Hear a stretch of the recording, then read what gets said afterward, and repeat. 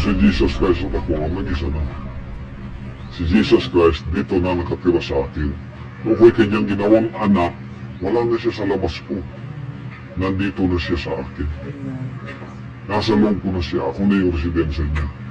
Kaya yung mga salitang sinasalita ko sa iyo, hindi sa sarili ko, kundi ang amang nananahan sa loob ko. Pag sinabi kong, I am the way, the truth, and the life.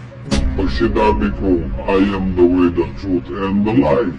Sinabi ko, I am the way, and the life. Pag sinabi ko, I am the way, and the life. Hindi ako yun. Yun ay ang amang nasa sa loob ko. Kaya sinabi ko bilang anak sa John 14. Kaya sinabi ko bilang anak sa John 14. Ang mga salitang sinasalita ko, hindi sa sarili ko, kundi ang amang nasa sa loob ko.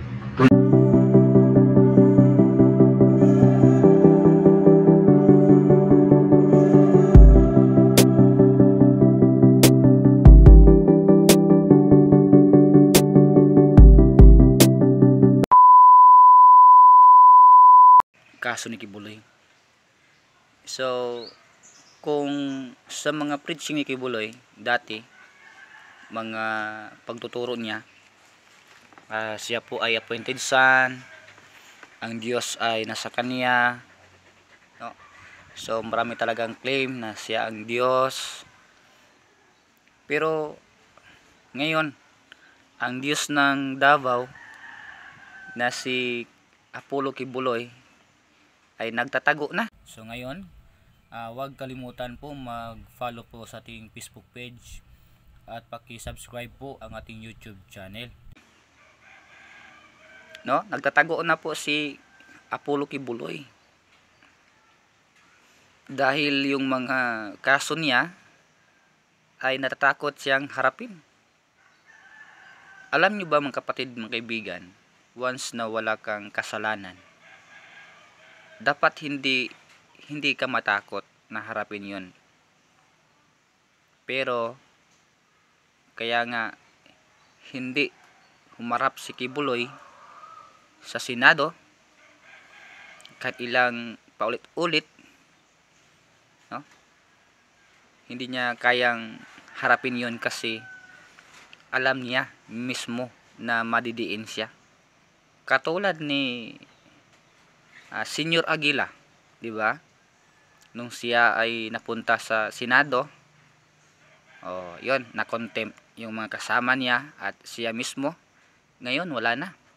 Gigibain yung kanilang mga bahay doon sa bundok. So marami talagang mga katanungan na hindi natin masasagot. Pero dito po sa issue nito, mga kapatid, mga kaibigan, no? Sabi niya sa preaching niya na harap yung mga tao sa kanya, pag namatay harap sa kanya kasi siya ang Diyos. So ngayon parang nabaliktad na. Harap si Kibuloy, no, sa kanyang mga kaso. Akalain mo yung mga kaso niya marami pala, no? Marami talagang mga kaso si Kibuloy na iba't iba. Alam mo mga kapatid, mga kaibigan, mga followers, naisip ko lang ito, bakit kaya pag ang isang mahirap, pag nagkasala, mahirap na nakagawa ng kasalanan, bakit ang dali-dali lang dakpin? Parang sa gobyerno walang yung mga laws, no? Parang walang process.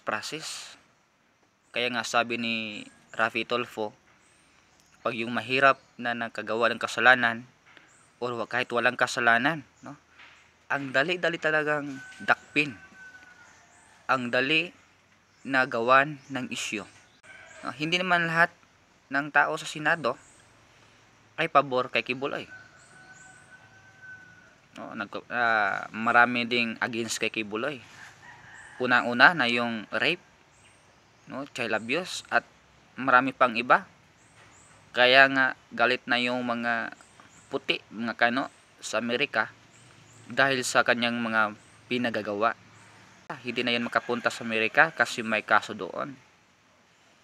Ngayon mga kapatid, mga kaibigan, itong si Kibuloy, no? Ngayon nagtatago na. So excited po ito, no? Exciting talaga itong na mangyayari na Diyos nag-claim He is appointed son.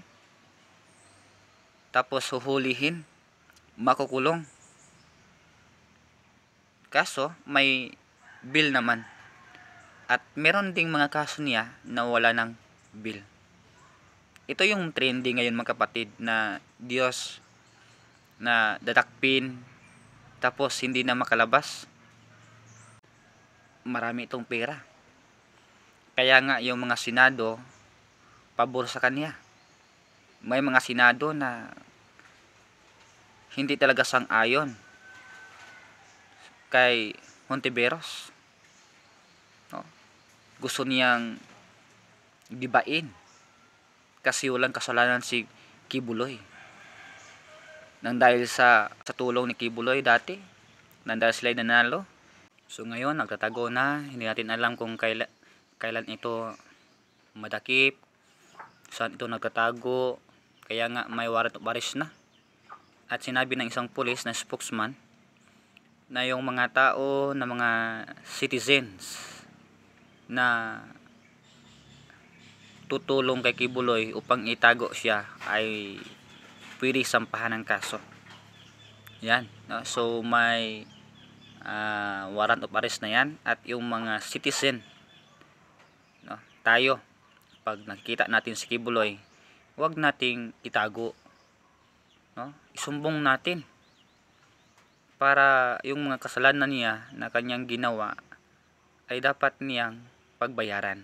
Ulitin ko, mahirap dakpin yung mga mayayaman. No? Sana yung mga authority, huwag kayong mag-base kung mayaman ba yan o mahirap. Dapat nakabase po sa laws na once ito'y nagkasala, dapat pagbayaran niya ito, no? So sana may justice talaga sa mga taong inaabuso ni Kibuloy. So ayan, excited na ako, na hindi ko alam kung ano na nangyari kay Kibuloy. Siya ba'y nanginginig na, takot na, siya ba'y hindi na makatulog, hindi na mapakali. Yan. So siguro yung kanyang helicopter ay nandoon na sa himpapawid, no? Hindi na nakano sa lupa kasi takot na. Yan talaga yung mga bulaang propeta. Ganyan talaga yung mga bulaan na mga nagki-claim na sila ay Diyos. Diyos raw, pero kanilang mga gawa ay hindi po ka lugod-lugod sa harap ng Diyos. So inaabuso nila yung mga tao dahil sila po ay Diyos. Hindi po ganyan yung turo ng Diyos. Okay? So wag po tayong maniwala. As I said sa mga video na na-upload natin, wag po tayong maniwala kasi sabi ng Bible sa 2 Corinthians chapter 4 verse 4, yan po ay mga Diyos ng sanlibutan. Sila po ay mga instrumento ni Satanas upang dinlahin yung mga taong hindi ligtas. Kaya nga yung bulag, pag nagdala yan or nag-lead yan sa mga bulag, talaga silang mahuhulog sila sa bangin. So dapat, no, imulat natin ang ating mga mata para po malalaman talaga natin ang katotohanan. Sa John chapter 8 verse 32, ang katotohanan po mismo ay siyang magpapalaya mula sa kamay ng Satanas, no? So sa mga membro ni Kibuloy dyan, no, dapat imulat ninyo ang inyong mga mata. Huwag kayong mag-protesta dyan, no? Huwag kayong parang harang. Kasi alam naman ng gobyerno na kaya nga nila ginawa ito kasi ayaw nila na maging maabuso ang kanilang law.